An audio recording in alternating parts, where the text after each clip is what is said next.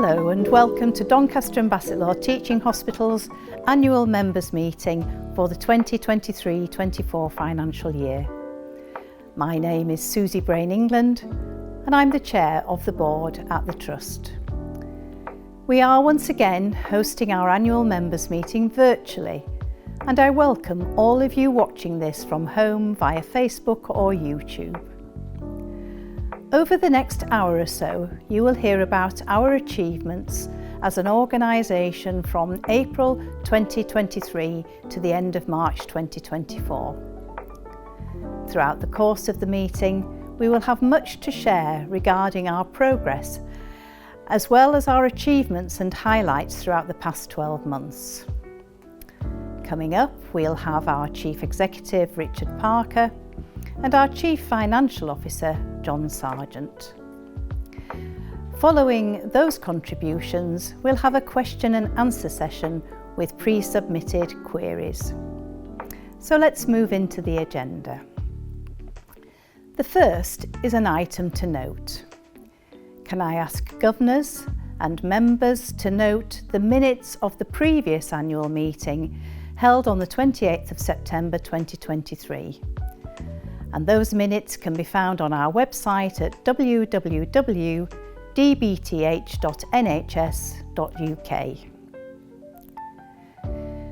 Moving on to our next item, I want to give my reflections on the past year. Firstly, I want to extend a heartfelt thank you to all of our colleagues for your incredible dedication and hard work. The efforts of Team DBTH have been pivotal in our continued commitment to delivering outstanding healthcare. Thank you for everything that you do. In 2023-24, I'm pleased to note that the Trust made significant progress in enhancing services and in improving patient outcomes, demonstrating our strong recovery from recent challenges. We have continued to serve our communities with unwavering dedication, managing one of the region's busiest emergency services departments. Additionally, our facilities at Doncaster Royal Infirmary, at Bassetlaw Hospital and Montague Hospital have seen significant upgrades to meet the evolving needs of our patients. This year we launched key infrastructure projects, including refurbished medical imaging at Bassetlaw Hospital and a charity-funded maternity bereavement suite at Doncaster Royal Infirmary. Additionally, the Mexborough Elective Orthopaedic Centre of Excellence and the Community Diagnostic Centre at Montague Hospital are setting new standards in specialist care and diagnostics, marking a new era of partnership and collaboration. We also welcomed new leaders, including Deputy Chief Executive Zara Jones and Chief Information Officer Dan Howard. Their fresh perspectives are helping to shape our strategic and digital vision for the coming years. In patient care, we introduced specialised roles and services such as the Early Pregnancy Loss Midwife and the Rapid Diagnostic Service, which have improved support and reduced waiting times. Our stroke service went paperless and digital care planning has streamlined patient management, enhancing efficiency. We've celebrated many achievements, including awards for Sarah Sutherland and Emily Watkinson at the Doncaster College Apprenticeship Awards, and our Estates and Facilities team winning Team of the Year at the Building Better Healthcare Awards. This recognition, I believe, reflects our commitment to excellence across all areas and goes beyond individuals and teams and permeates the entire Trust. Financially, we've delivered our 2023-24 plan with a record-breaking £57.6 million in capital investments, including the upcoming Bassetlaw Emergency Village and the refurbishment of the Central Delivery Suite at Doncaster Royal Infirmary. The launch of the DBTH way has been a milestone in shaping our culture. Developed with colleague input, this framework emphasises kindness, inclusivity and collaboration, setting clear expectations for how we work together. Our strategy to tackle health inequalities has also advanced. Led by Dr. Kelly Mackenzie and Richard Woodhouse, we've launched the Trust's first ever Tackling Health Inequalities strategy, and we are embedding this into our activities. Innovation remains central to our efforts. With support from the Fred and Anne Green legacy, we've invested in advanced technologies like the Da Vinci robot for minimally invasive surgery, and we are exploring exciting developments including a robotic therapy suite for stroke rehabilitation. Looking ahead, sustainability and the NHS's net zero ambitions continue to guide our actions. Our Green Plan has already achieved significant results, including transitioning to renewable electricity and reducing volatile anaesthetic gases. In summary, 2023 to 24 has been a year of transformative progress, and we hope to continue well into the future. Our improvements in patient care, infrastructure and workplace culture have positioned us well for future challenges, and we remain dedicated to delivering exceptional healthcare for all. We extend our thanks to colleagues, governors, members, volunteers, partner organisations and our local communities for their overwhelming support. Thank you all for that unwavering support, for your dedication and your shared commitment to our mission. And again, a huge thank you to Team DBTH for everything that is delivered, day in, day out. I would now like to introduce our Chief Executive Officer, Richard Parker, who will update you on our progress in the last financial year within the wider Trust. Hello everyone, I'm Richard Parker and I'm Chief Executive of Doncaster and Bassetlaw Teaching Hospitals. As part of this year's annual members meeting, I'm going to take members of our community through the highlights of the year 23-24. As always, if members of the public do want further information, then that's available in the annual report and the quality accounts, and members of the public can obtain that by contacting the Trust or by visiting our website where the information is readily available. As per previous years, what we're going to do is begin by going through the year in terms of national and other contexts before talking about some of the Trust's performance and some of the Trust's memorable events and memorable achievements through the year. More detailed presentation on finance will be delivered by John Sargeant, the Trust's Chief Finance Officer, as part of tonight's presentations. So if I may, I would just begin by reiterating some of the national and local context that the Trust has been operating in this year. Clearly one of the biggest issues for us remains our activity following the impact of the COVID-19 pandemic.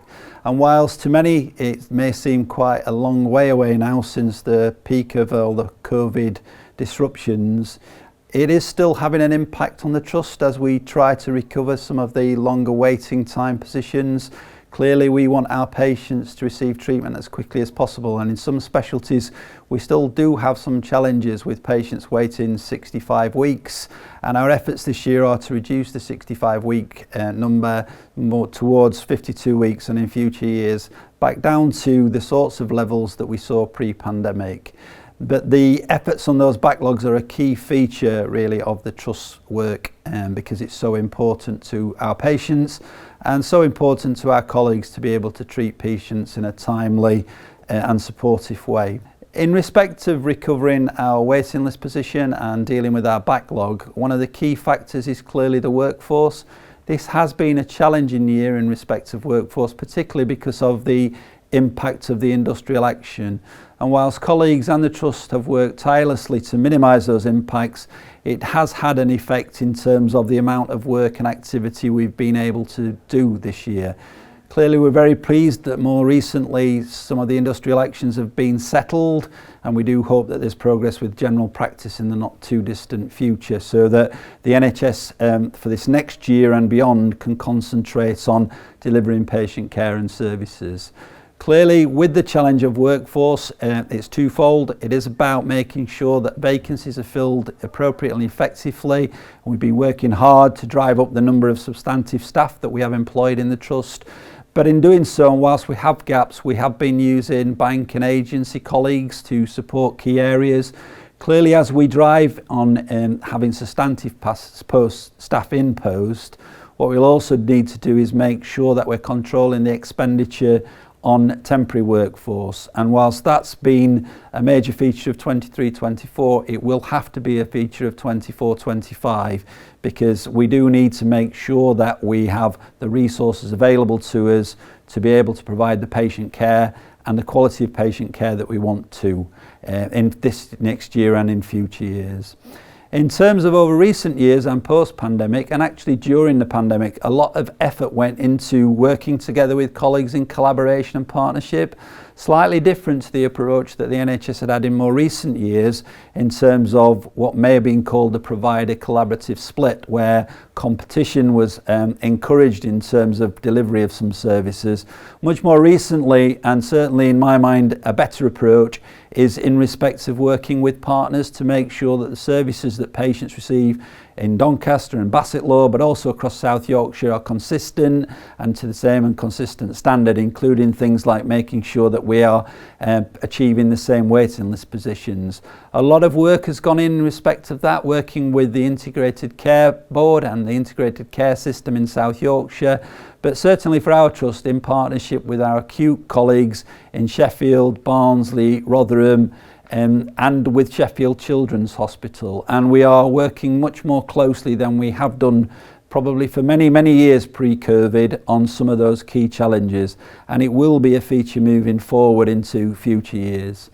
Clearly, finance has and does remain a significant challenge, not just to this Trust but to the National Health Service across the country.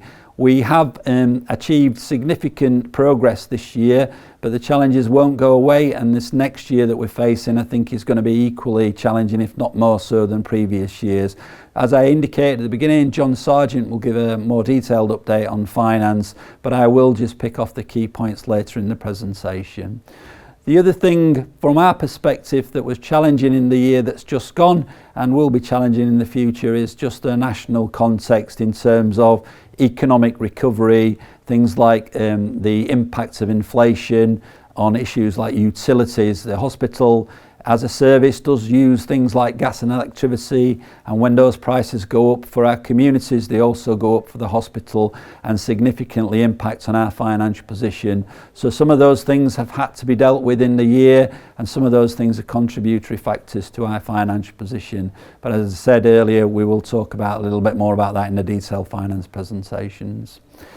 During this year, we have taken the opportunity to review our strategy and to move forward with a strategy for the next few years in terms of reflecting the changes that we've seen post-COVID and the way in which we work with partners, but also reflecting some of the key issues and challenges we need to continue to tackle with enthusiasm as we move forward.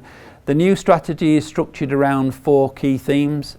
Patients, because clearly we're a healthcare provider, we want to provide and deliver safe and exceptional patient-centred care to everyone that uses our services. We can't do that without our people. We want to be a supportive, positive and welcoming employer. We want to be able to recruit to key posts, and while colleagues are working with us, we want them to have a good experience and a good time with us, so that actually if they do choose to leave for progress or other reasons, then they're telling colleagues what a great place Doncaster and Bassetlaw Teaching Hospitals is to work. Really important that we continue to drive on that. We continue with the partnership agenda in the strategy. We want to work together to enhance our services with clear goals for our communities, Moving forward, that may include considering the way in which we deliver some services. With the advent of technology, particularly artificial intelligence, but the use of other technology, it's probably going to be possible for more and more services to be delivered closer to our communities. We need to do that in a financially sustainable, a safe and effective way. But we've made some progress this year, and I'll talk about some of the developments later, but we also need to make progress in future years. So partnership is really important to us, and pounds. And so we clearly can't do any of the things we want to do and deliver the services we want to deliver unless we are a financially sustainable organisation. We have to live within our means, and to live within our means we have to be efficient and spend public money wisely, and we've put in a lot of effort in 23-24 to do that, and that effort will continue into 24-25. If you are interested in the trust strategy and you want to see more detail, then as I said at the beginning, please do refer to our website, and you'll be able to see articles related to it and future information there for you to think through and consider, and also look to how you might support the trust with its endeavours on a number of those areas. During the course of the year, we've further developed the Doncaster and Bassetlaw Teaching Hospital way, the way in which we want to be seen and be treating ourselves and others. We have done that in consultation with the staff and in support of what we call our We Care values. We want to be kind, we want to be inclusive, patient-centred, empowering, accountable, collaborative, the sorts of things that everybody would expect a hospital to be, and everybody would expect the colleagues who work in a hospital to be demonstrating. We clearly want to encourage that. We want to make sure that in all of our interactions, both with our public but with our colleagues, we're always putting our patients first. We're making sure that everyone knows that they count, and we're treating each other with courtesy, honesty, respect and dignity. We're committed to quality and continuously improving patient experience. We want to be caring and compassionate. We want to be responsible and accountable for our actions and taking pride in the things that we do in our work. And we want to encourage and value our diverse colleagues and reward ability and innovation. Collectively and as a whole, we really do believe that that will enable us to be successful as we move forward into the future. In things like our staff survey, we are seeing the embryonic shoots of progress in that, and whilst we would not say that we have achieved everything, there's always more we can do and we want to strive to do more. It's been encouraging this year that we've seen progress in all of the 9 people promises. I'll cover that in a little bit more detail later, but again, if people are interested, then you can find more detailed information on our website. I will now turn to some of the numbers associated with the work that we've undertaken and some of the activity for this last year. So in total, Doncaster and Bassetlaw hospitals has seen 511,000 outpatients, so a huge number, and that involves most of our communities. We've treated 131,000 inpatients. Those are the patients who are admitted to our wards and departments for care and treatment. Some stay just a few hours, 24 hours. Some stay several weeks in some of our rehabilitation services in Mexborough, but a significant increase on previous years.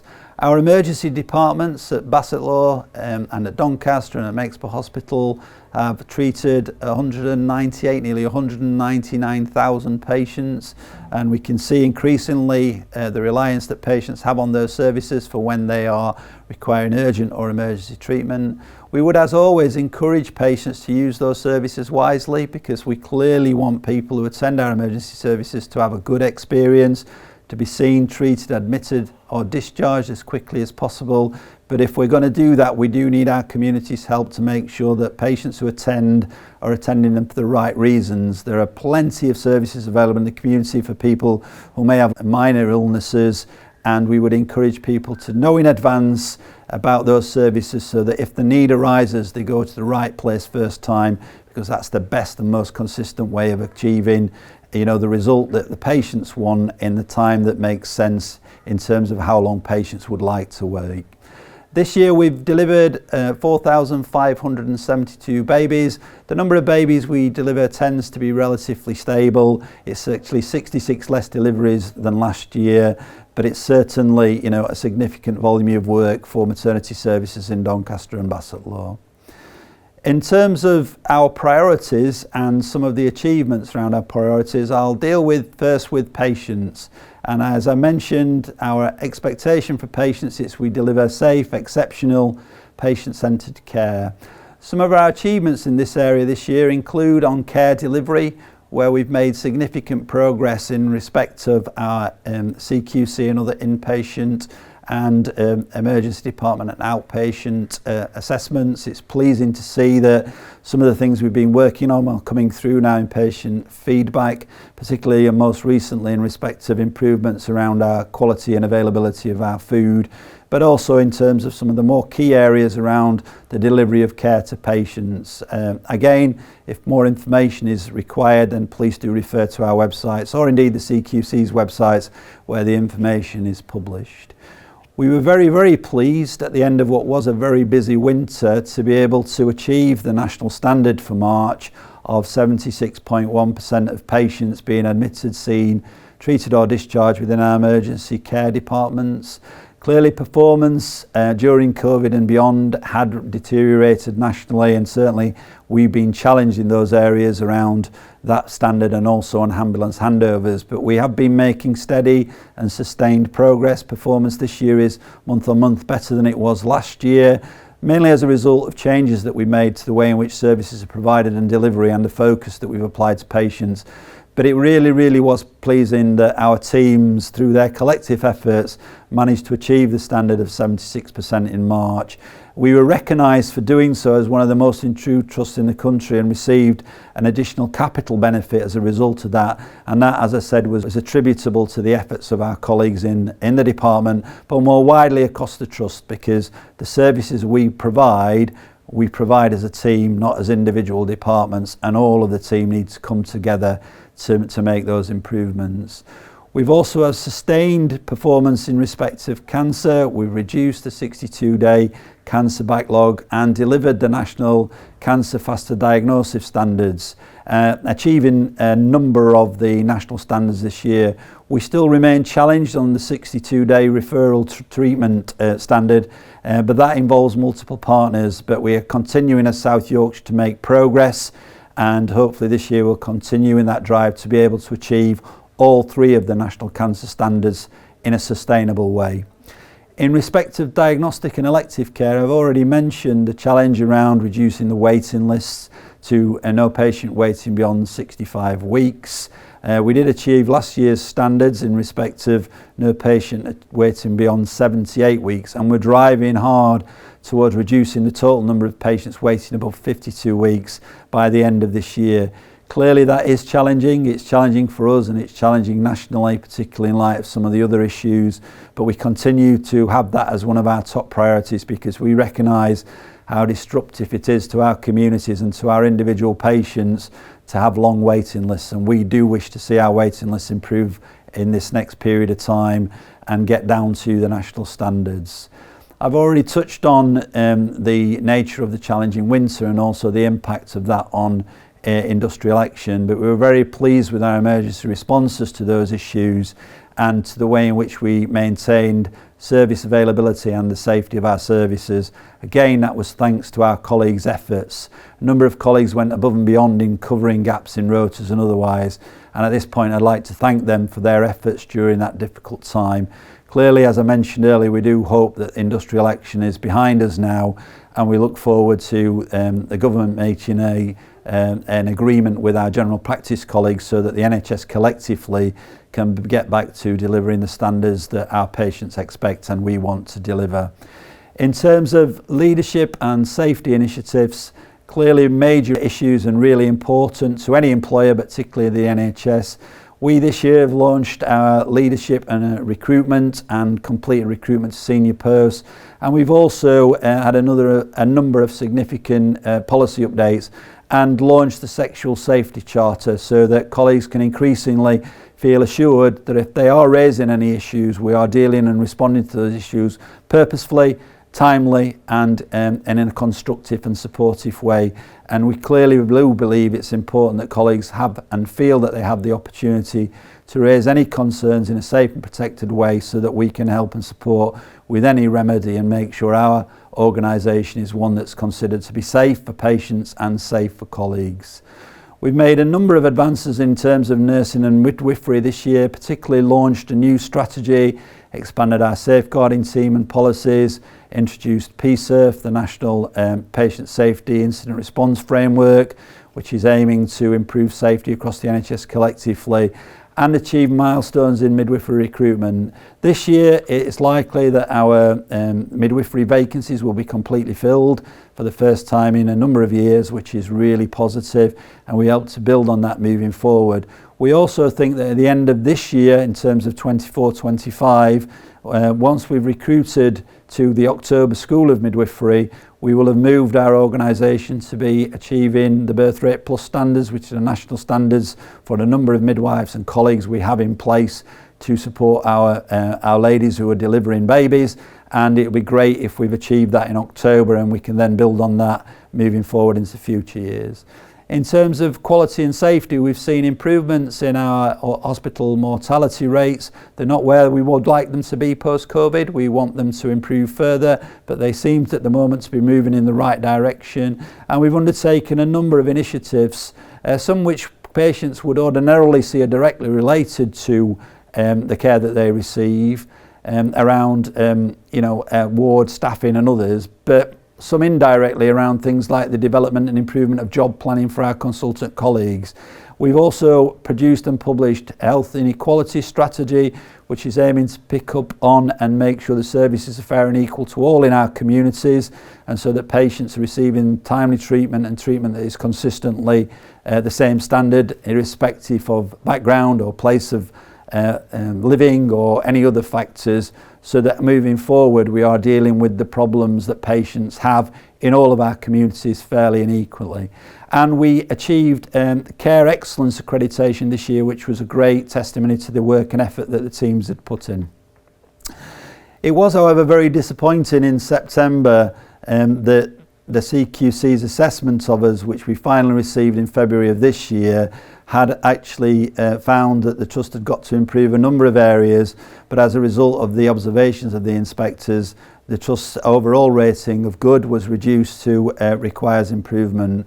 Clearly that was very disappointing for myself, for the board, and for all of our colleagues across the Trust who strive every day to provide high quality services. In part, it was possibly a reflection of the impact of some of the things we've discussed already. The CQC assessment did take place during the peak of industrial action, and actually all of our inspections were undertaken during the actual industrial action days or weeks. We also did suffer from some of the issues that have been reported in respect of delays with the national reports and otherwise. However, the assessors did decide and identified the areas on which we need to improve, and we are now set sail on improving those areas. We're mindful that our services do need to reflect the national standards, and that the national standards as set by the CQC are there to help us to improve, and we've addressed that by producing a detailed and robust action plan, and we're hoping to be able to be in a position as soon as the CQC's national programme is established to be able to deal with our ratings improvement and hopefully move the organisation back to a good rating as quickly as possible. As always, a big thank you to our teams who supported the inspectors during their unannounced and announced inspection period, and for all their hard work and dedication at the time, and also in helping us to address some of the issues and challenges that were identified. We were very pleased that no services at all in the Trust were rated inadequate, and that a number of services were rated good, but clearly our challenge now is to make sure that all services are rated good, and I know that my colleagues are absolutely focused on achieving that in the not too distant future. In terms of our people, I've already mentioned some of the headlines, but it was really pleasing to receive our staff survey results this year. We achieved a 67% participation rate, which means that 2 out of every 3 of our colleagues took the time to fill in the questionnaire and tell us what they thought of ourselves as an employer and their experiences of working at DBTH. That's really good, because that means that we've got actually reliable data in terms of understanding what the challenges may be and being able to work with colleagues to address some of those challenges. It was really pleasing to see that in 71% of our responses we were better than the national average. That doesn't mean we're where we want to be. We clearly want to be better than the national average in 100% of standards and driving towards exemplary performance. But it's a great start in terms of keeping that forward movement moving. You know, the progress we've made in previous years. It was great to see that our colleagues were recognising improvements in work-life balance, and it was really great to see that in all 9 of the national people promises we were actually above the national standard in every single area. And as I said, we don't rest on our laurels there. We recognise there's much more we need to and can do, and we're now striving through some of the policy development I've touched on and some of the focus and effort to actually improve those figures as we can. In terms of staff survey, this year will be challenging again for obvious reasons, because we're moving into a difficult period in respect of the winter months when the staff survey is always completed by colleagues, and it is a challenging year in respect of things like the financial and the activity challenges. But we are expecting, and we will be encouraging as many colleagues as possible to fill in the survey, so that again in future years we can rely on what they're telling us and understand and know the areas on which we need to work to become an even better employer. Alongside of the DBTH way, we've also developed a just culture policy to ensure that we are, as much as is reasonably possible, driving towards increased fairness, transparency, continuous learning, and making sure that those are underpinning and embedding the DBTH way. Our colleagues in our People and OD department have worked tirelessly on some of these policies. It's a testimony to their efforts that we've made such progress and continue to do so. And we clearly do want to continue to drive a strategic process to this. And we've recently published key strategic priorities for people, for research, for innovation and leadership, and are committed to making sure we turn those into reality. We've also received a number of awards and nominations this year, achieved menopause accreditation, which is really pleasing, because as everybody would expect, the vast majority of our workers, our colleagues, are actually female, and so policies like this that support them are really important to us. I'm really pleased that we managed to do that this year. And we've also had other accolades and acknowledgements in terms of we were named as Employer of the Year at the Doncaster Business Awards, and we received a record number of nominations for national and regional awards this year. What we want to do is to continue on that journey, because if our efforts are being recognised in that way, it does help and reassure us that our efforts are actually heading in the right direction. And in this particular area, the right direction is clearly to try to ensure that our workforce is engaged, is enthusiastic, is being trained and developed, and is having the opportunity to thrive here at Doncaster and Bassetlaw Teaching Hospitals. Clearly it's important that we underpin that with lots of issues like a framework for flexible working practice, and also frameworks that continue to enhance work-life balance. In a number of areas of the Trust, we do have things like working from home, which I think have proved very successful. But in a hospital, it's really important that we recognise the balance between a number of our services do require our colleagues to be here, to be working on the wards, to be there 24/7. And so we do have to get the balance right between flexible working and working from home, and being fair, equal and transparent to the colleagues who are working 24/7 services in our wards and departments, and we continue to strive to do that. I've already mentioned great feedback in terms of education and research, which we continue to develop. We further enhanced and expanded our learner programme this year, and we've also published and delivered a research strategy, and also secured things like licenses for advanced clinical trials, which is a development of our research arm and our research programme that we want to see further enhanced and further developed in the future. The other thing that it's always great to see in terms of our colleagues and achievements is the recognition for the colleagues who've worked for us for a number of years. We have many colleagues here at Doncaster and Bassett Law who have worked more than 20, 30, 40 and in exceptional cases 50 years. It was really pleasing this year for the board to reintroduce the long service programme and to have some thank you events with those key staff.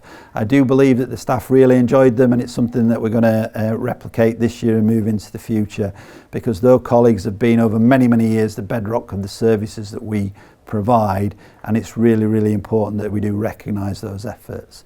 In respect to specific details over the staff survey, it will be available to tonight's annual members meeting as always, but as I've said, the really detailed statistical analysis is available to members of the public either via the NHS websites or available through our trust-based websites.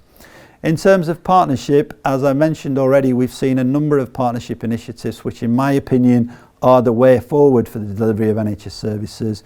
We've introduced in the last year and positively developed our virtual ward. The feedback from patients who are being discharged from hospital into virtual ward facilities has been excellent.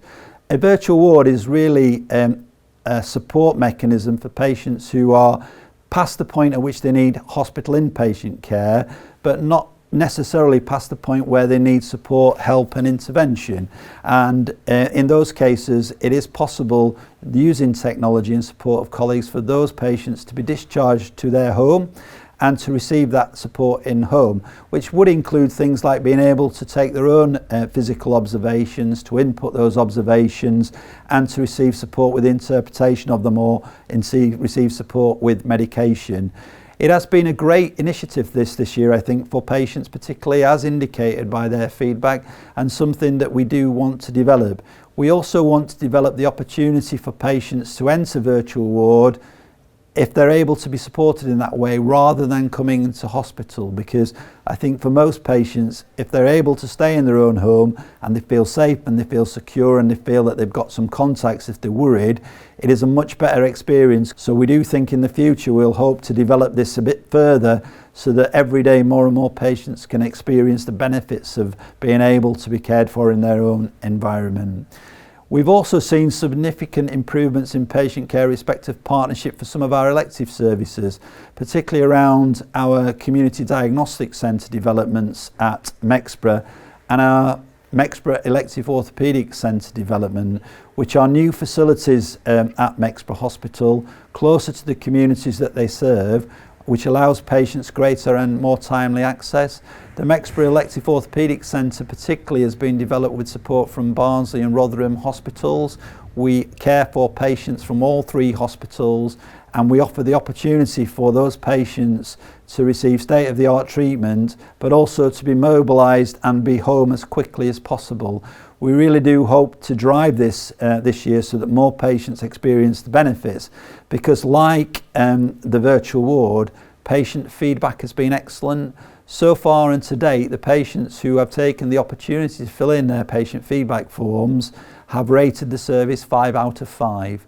Clearly it's not suitable for all patients, because if their needs are more complex, treatment at Doncaster or Barnsley or Rotherham may be more appropriate, but for patients who have got a more routine procedure, hips and knee procedures primarily, Mexborough is now a great alternative for them, and we would encourage patients who might be in that situation to discuss that opportunity with their GPs and also with our colleagues when they first present to our services. This year has also seen the implementation of the South Yorkshire and Bassett Law Pathology Partnership, where all of the acute trusts in South Yorkshire came together to move to a position to be able to provide pathology services in a safe and sustainable way moving forward, but to be more effective and efficient with the use of the facilities that we have. This in part is driven by the need to be effective and efficient, but also in part driven by workforce issues and shortages, but also driven by technology. So for instance, historically, our pathologists who examine, for instance, test results and frozen section results from operations and otherwise, may have required to use microscopes as part of their services, which are fairly big pieces of kit, fairly large in terms of needing to be in hospitals. As technology has advanced, most of those are now digital images that can be projected onto high quality screens, and that gives the colleagues the flexibility to move samples instantaneously between departments. So if you want a second opinion or an expert opinion, then that can be obtained by sending the image rather than historically sending a slide which has delays in it. The pathology network is designed now to take advantage of some of those benefits and to move forward so that the patients are able to have timely test results available to them when needed, but also have test results that can be analysed and examined anywhere in South Yorkshire, or even in some specialist cases anywhere in England or Europe or the world if necessary, to be able to get them access to opinions and diagnostic treatment as quickly as possible. I do think this is a really good example of partnership at its best, and is likely in future years to be followed by more robust partnership arrangements around things like our radiology services, which also use similar and the same technologies in terms of patient diagnostics. We've seen significant improvements in respect of our governance arrangements in year. We've completed the governance reviews and we've expanded and introduced better risk management training, enhanced transparency, and we want to continue on that as part of the journey to ensuring that we return to CQC good rating as quickly as possible. But good progress in year is now beginning to be made in those areas. Across South Yorkshire and Bassetlaw, we have seen significant progress on a number of those partnership areas. So whilst EMIOC is a service that we've developed for Doncaster, Barnsley and Rotherham, Sheffield have developed a similar service. They have a Sheffield Orthopaedic Centre which is based upon the same models, and we've seen some developments of the community diagnostic centres, not just at Mexborough but in areas like Barnsley and Rotherham. And Barnsley in particular have got an innovative service at the Glassworks, their local shopping centre. And in future years, and particularly for ourselves, that's areas that we will be looking to in terms of whether we can continue to provide some of those services in places where patients find it a bit easier to get to and are not challenged by things like car parking or otherwise. And in the next year or so, we'll further build, I think, on our community diagnostic centre approach. We've also seen significant collaboration and working together around paediatric areas. In South Yorkshire, we were successful in becoming a paediatric innovator hub, and we have a paediatric innovator programme. And in the next year or so, we're going to be working more closely with Sheffield Children's Hospitals on how we can further develop the services for children we have at Doncaster and at Bassetlaw as part of that drive towards centres of excellence and ensuring that patients in South Yorkshire receiving the same high quality services irrespective of where they live. On the health inequalities front and health promotion front, we've also seen significant improvements and developments around our stroke services and our smoking quit initiatives, and our improved stroke care and teams are now providing and have a scheme in place to further enhance our offer for rehabilitation at Mexborough, which has been supported by our Fred and Anne Green Fund, and we're about to move to implementation of enhanced rehabilitation services at Mexborough, which will be a benefit to all of our populations. Our stroke services are also our first area to go completely paperless, to use the opportunity to demonstrate that technology does work and is able to remove paper from the system. So all of our records related to our stroke patients are now electronic. In this next year or two, we want to enhance that by implementing our electronic patient record solution as an organisation, and are looking to do that in collaboration with the South Yorkshire Trusts, so that if we are all able to implement our EPR solutions in the next few years, when patients move between organisations, as they sometimes do, wherever they move to will have access to the previous records, which will be a huge benefit to patients who often have concerns about having to relay and repeat the same information to healthcare providers or to clinical colleagues in different organisations. It's frustrating, we know it's frustrating, but things like electronic patient records will help us to reduce that and make sure that the patient information is available when it's needed and where it's needed. In terms of finances and our drive in terms of spending money wisely, I'm really pleased to say that we did end the 23-24 year achieving our financial plan. In fact, we were slightly ahead of financial plan, improving it by about 11.5%. As I've indicated already, John will do the detail, but it was really pleasing, despite all the challenges, that we were able to deliver that financial commitment that we'd made to ourselves and to our system partners. This year we have another financial deficit plan, which is a reflection of historical issues and challenges for the Trust.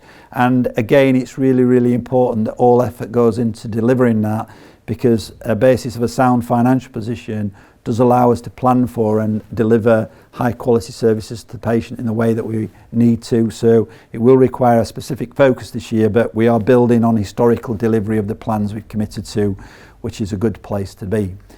The last year saw the most significant capital expenditure plan that we've ever set, and I'm again really pleased to confirm that we delivered it. We actually delivered the programme at a value of £57.8 million, and all of that was designed to improve and enhance our services.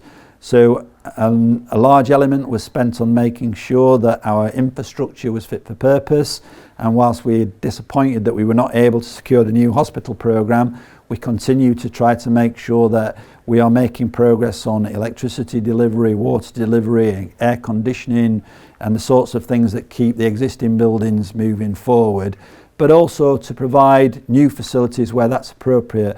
I've already touched on the Mexborough Elective Orthopaedic Centre. That was a £15 million development. We've spent this year £25 million in total on the Mexborough site in respect of CDC and the EMIOC, and we're continuing with the Phase 3 CDC programme, which will take that work even further forward. And we're about to finish in this year, although it started in 23-24, the Bassettmoor Emergency Care Village, which is a major refurbishment of our emergency department and a restructuring of the way in which services are provided and co-located, so that our staff and colleagues can work together more closely and we can actually get increased efficiency and effectiveness for our patients from that collaborative working. It should be available to us for this winter coming. We're due to take handover it in September of this year, and as I said, I think it will be a really important and a major development for our Bassettlaw site, and hopefully something that allows our ED services at Bassettlaw to be even stronger in the delivery of those standards that we've talked about already. In respect of the new hospital programme, I've mentioned that it was really disappointing that we were unable to secure some funds. We continue to drive as a team to actually achieve enhanced services in respect of that. And in 24-25, we're hoping to make some progress on some schemes that will take us further forward towards the goal of improving all of our facilities to the expected and required standard for the patients that we treat.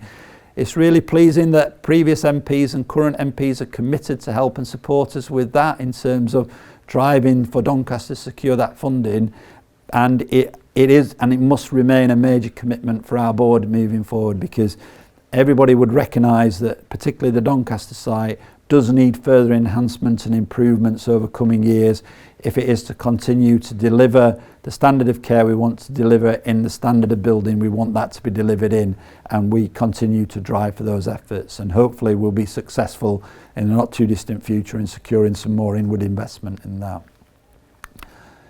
In terms of the other major projects, I've touched on some of the infrastructure in terms of buildings, but we also continue to drive on all of the other aspects of it, including developing our EPR business cases, including further enhancing and developing our electrical upgrades and our fire safety improvement works, our lift enhancement works and our ventilation enhancements, and they are equally as important as new buildings, because actually for a period of time the buildings we have need to be kept going and need to be at the standard required, and we'll continue to do that.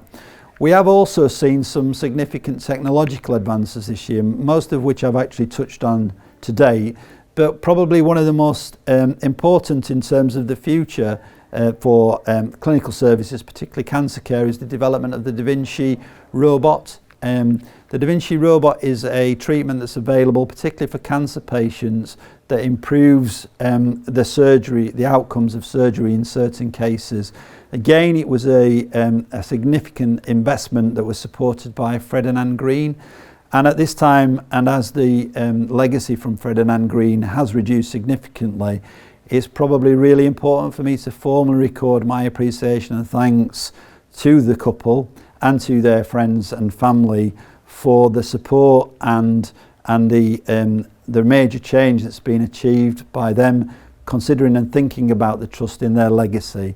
Their support has been instrumental in the development of a number of initiatives, particularly the Mexborough Montague Rehabilitation Centre, the Ferdinand Green Ophthalmology Centre at Doncaster, and now the Da Vinci robot and the tyrometric therapy robot that I mentioned in respect to the development of rehabilitation services at Mexborough.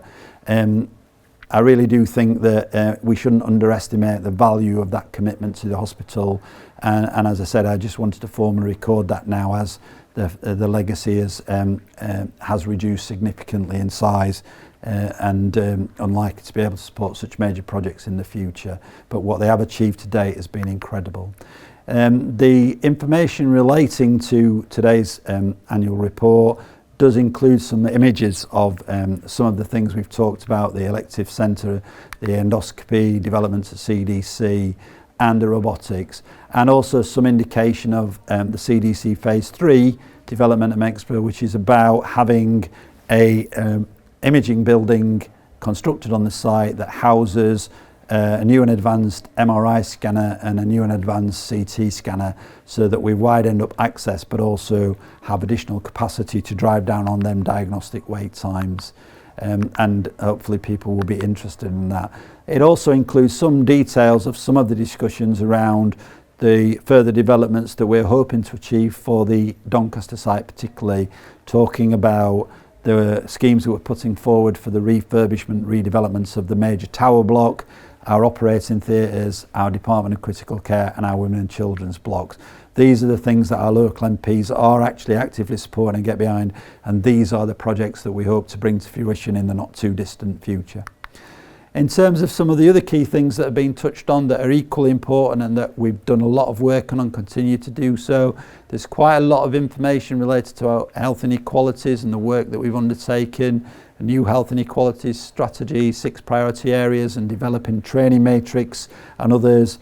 Clearly, health inequalities is a big issue for us, and health promotion is a big issue, because we do need to think as members of our communities about the use of our services moving forward, and we do need to take collective responsibility for making sure that we are trying to lessen demand on that by listening to public health messages, to dealing with health equality issues, so that as we move forward we're able to spend our resources on actually improving healthcare rather than dealing with the effects of ill health. And so it's really important that we get ahead and try to make our communities fitter and healthier, including their mental health, so that actually the demand for ill health treatment reduces, because this is increasingly going to be some of the ways we balance the demand for resources between treating ill health and promoting fitness and health. And we would encourage people again to be familiar with our health promotion, our health inequality strategies, because they're so important to our communities moving forward. We also, as always, include a big section in terms of work to achieve our green plan, our net zero contribution to carbon reduction and environmental impact. Clearly, with an old site it is a bit challenging, but that doesn't mean we shouldn't put the effort into trying to do it. So we continue to try to do as much as we can to contribute to the right sorts of things for improvements in terms of particularly our carbon emissions, and we will continue to do this in future. So in conclusion, hopefully people have found my presentation interesting. If you do need any more, or you're interested in some of the detail of what we've discussed, then please do refer to the points I've mentioned. But we continue to focus on improving patient care and our patient experience, and on making DBTH a great place to work. We continue to focus on investment in our infrastructure and ensuring that the buildings we're using are fit for purpose, but increasingly we've got strategies to replace those buildings with more modern facilities that can be designed to be effective and efficient. We continue and will continue to focus on enhanced partnership work, because by working together in the future we're more likely to be successful individually and as organisations, and we're much more likely to be able to deliver and provide the types of services that our patients and our communities need, because it's really important that we recognise that actually having those services in place where people need them is the really important factor. and technology will change the way in which we deliver it. So we really do have to use partnership working to drive the future and recognise that that is the way to go. We clearly are working on our workforce in terms of recruitment and retention, and on driving on ourselves being a great employer, and that will continue to be a feature of future years. And we continue to develop a strategic direction that recognises the challenges but also moves forward with optimism in terms of the opportunities we have through some of the things we've talked about to be much more successful in the future as partners and deliver services that more readily meet patients' needs for the future, rather than some of the challenges we've had in the post-COVID years, moving with optimism to cutting the waiting times and using technology and enhancements in healthcare to actually provide a better future in terms of access to those types of services at the time that they're needed. But in that context, we do have to recognise that the year does have financial challenges and will have financial challenges moving forward. But we recognise that there's a balance between ensuring that we're tackling robustly the financial challenges and spending every penny of public money wisely, but we're doing so by spending it on ensuring that patient safety, the quality of care and our support to colleagues is a driving force and the driving force in the reason that the Trust has a strategy and is moving forward. The Trust wants to provide high quality services to patients when they need that service, and we want to continue to do that in the future. And that is our commitment to you, our communities, that we as a board will continue to strive to do the right things right so that you as patients can receive the right treatment.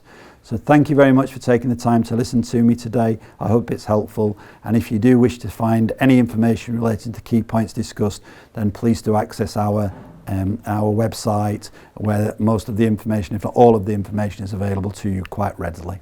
Thank you very much, and please take care. Thank you, Richard, for that comprehensive update as ever. And let me remind everyone watching that you can follow us on social media, as well as check our website for regular updates on our operational performance and achievements.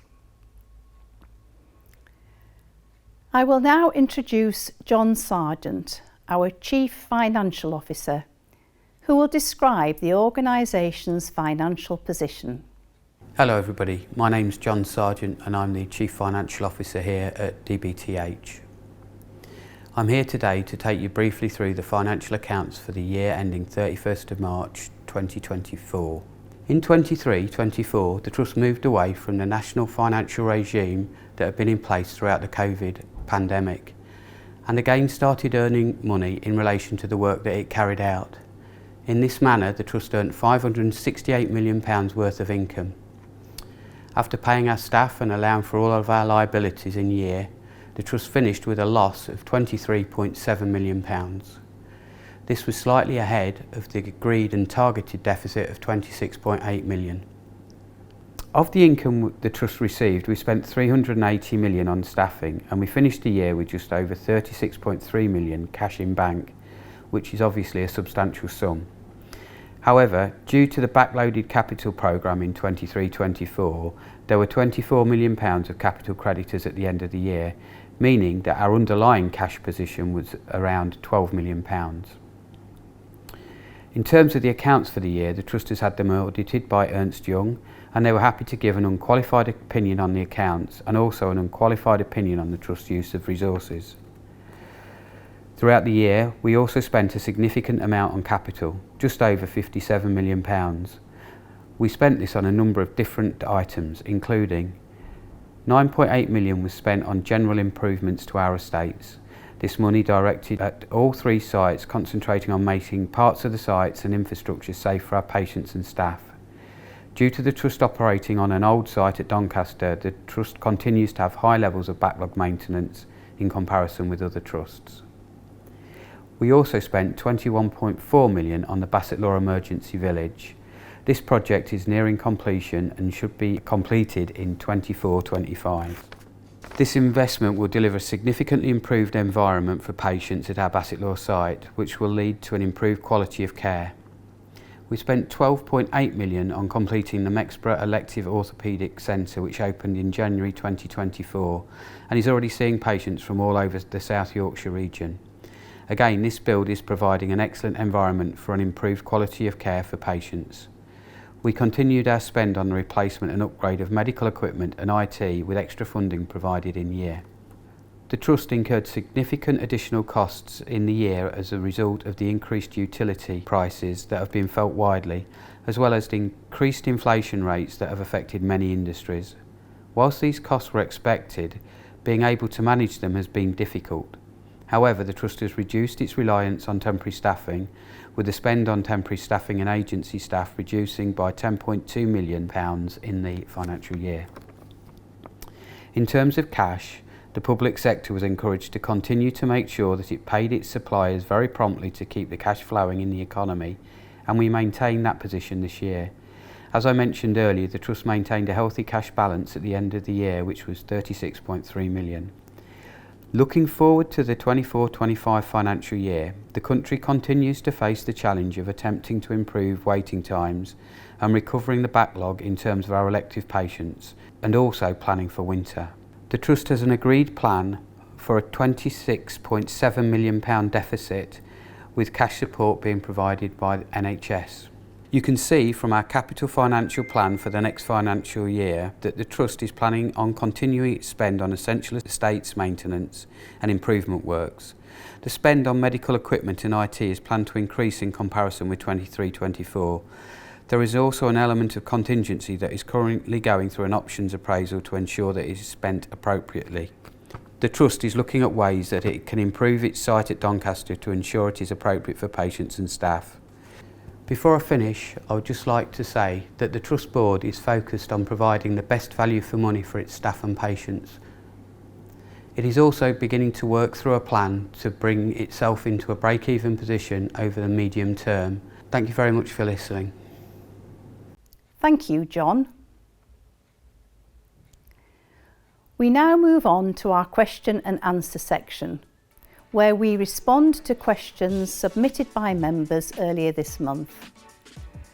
The questions will be read out by the relevant Executive Director, who will provide a succinct and comprehensive answer. Over to you, colleagues. Given the current state of DBTH's finances, how will this affect plans to refurbish DRI as well as ongoing maintenance costs? The Trust is currently working with colleagues at NHSE and the Department of Health and Social Care to review plans on the DRI site, and we are working through a business case to refurbish the East Block. This will be ready in the summer of 2025 for submission. In the meantime, there are a number of schemes that the Trust is currently working on to provide some enabling works to support the site, including potential changes to car parking and staff accommodation, and potential movement of the critical care unit from the top floor of the East Block into the ground floor. How is the Trust tackling issues around diversity and representation? We've got a really detailed and comprehensive improvement action plan in place around equality, diversity and inclusion, which also aligns with the national NHS actions in this area. And this is work that feeds through our People Committee regularly, which is a subcommittee of our board. Some of the things we've got in train over the last year around representation and diversity, particularly in leadership posts, include we have a reciprocal mentoring programme and we're in our third year of that now, so that pairs established and aspiring leaders and the people taking part of that speak really positively about it, that evaluates well. In the last year we've developed and launched our board development delegate programme and this is designed to increase diversity in the talent pathway, so to support people at senior leader level within our organisation and also externally, so it's open to people internally and externally, and to give them a bit of an insight into how boards work and opportunities to spend time with board members, observe board and board committees, and really sort of understand some of the ways of working of being a board member to fill their experience and knowledge gaps to support them with future opportunities. We've just finished our third cohort of that, and again the feedback we have from that is really excellent in terms of sort of the impacts and the opportunities it gives to people, and the confidence that it gives to people. So that's something we want to continue to do. We do have a quite detailed leadership prospectus in place as well, which is open to all our colleagues, and we've reframed that this year in line with the DBTH way. And also this year we've introduced Scope for Growth, which is our talent management, it's like a framework for talent and career conversations, which helps with those conversations for people to sort of think about what opportunities there might be, and make sure people know what's kind of out there for them in our organisation and how we can support with that. I'd say underpinning all the kind of the work that's happening, and it is ongoing, we also look at the data, so we look at the metrics, we use things like the national data sets around equality and diversity, and we look at things like the staff survey measures about people's experience to understand what's the impact of the work that we're doing, what is the impact is that having on our people, and we sort of kind of refine what we're doing in response to what that tells us as well. So it's ongoing work, so lots of action taken and more to come. What kind of workforce challenges is the Trust currently experiencing? In terms of workforce planning, we've got a robust workforce planning process that aligns with our business planning process, so every year the two things happen at the same time. We've seen some successes over the last year around recruitment, including in areas which have been more difficult in recent years, over a number of years. So thinking about nursing and midwifery, and that includes newly qualified colleagues and also internationally educated colleagues. So some real sort of steps forward in those areas. We've also seen reduction around agency and temporary staffing spend across a number of areas over the last year, which is a positive in terms of as recruitment numbers have increased. There continue to be areas of challenge around sort of different parts of the organisation. So some areas around the medical workforce, and that's often linked to national shortage roles as well. So we're not alone in those challenges. We work with other organisations in our system, so with external partners, particularly with acute trusts in our acute federation, looking at how we can work together to sort of address some of the workforce challenges from a sort of service and workforce perspective. And the pathology network collaboration would be a good example of that over the last year. Another positive is around our retention rate. So we've seen improvements in our retention rates. The number of colleagues leaving each year has reduced, meaning more people are staying with us, which is obviously a really positive thing. And there's lots of work happening around our people strategy, which has helped to support that. And finally, around the sort of the skills piece, we've got really well-established relationships with the external education providers, so local colleges, local universities, and there's a whole raft of education pathways and sort of career development that we have in place across all professions, and also including a whole range of apprenticeships. The Trust is forecasting a higher deficit than expected. How does the Trust intend to manage this? The Trust was overspending in the first 2 months of the financial year, the current financial year. And at that point, after discussions at our Finance and Performance Committee, it was agreed to do a bigger piece of work to understand why that was happening. That work told us that if we didn't change anything for the rest of the year, the Trust would finish with a circa £52 million deficit. However, working with colleagues in divisions and throughout the Trust, we are now working on ensuring that actions are taken to bring that figure back in line, and the Trust has a plan in place to deliver its original plan. We took action early after spotting a problem, and we still expect to deliver our financial requirements in the current financial year. Thank you for your questions, and thank you to all of our speakers for some very comprehensive updates and responses. I now formally ask governors and members to receive the annual report and accounts for 2023-24, our annual audit letter, and the Trust's constitution. All of these can be found on the Trust's website, www.dbth.nhs.uk. I personally want to thank you all for tuning in to our annual members meeting. As you will have heard, these are exciting times for the Trust with plenty of investment, development and endeavour. However, we are mindful of the challenging times ahead. Across the country, NHS finances are tight.